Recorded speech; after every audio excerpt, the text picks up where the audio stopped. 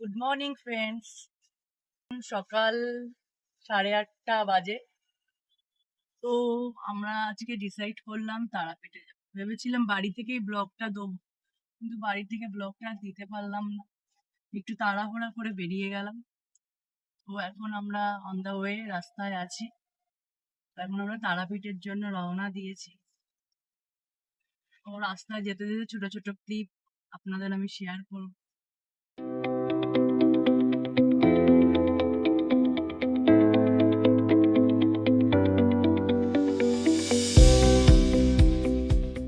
Hello friend, আমরা এখন বহরমপুরে আছি।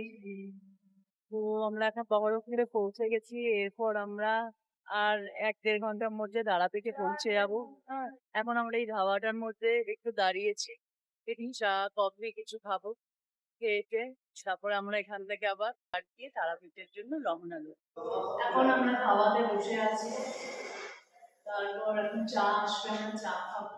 চা চলে এসছে, এবার আমি চাটা ট্রাই করছি। চাটা তো দেখতে খুব ভালো লাগছে, লাগছে চাটা খেতে। আর চাটা খেয়ে আপনাদের বলছি কিরকম লাগবে। চাটা খুব ভালো বানিয়েছে।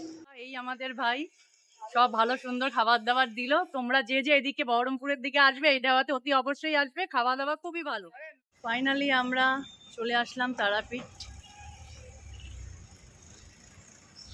এই আমন্ত্র বলে একটা হোটেল আছে, এখানে আমরা উঠলাম।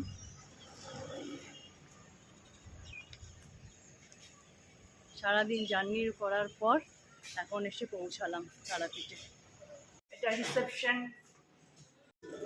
এখন রুমের দিকে যাচ্ছে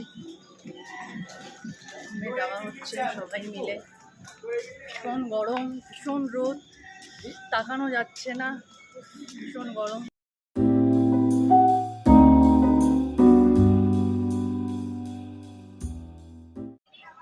ব্যালকনিটা খুব সুন্দর।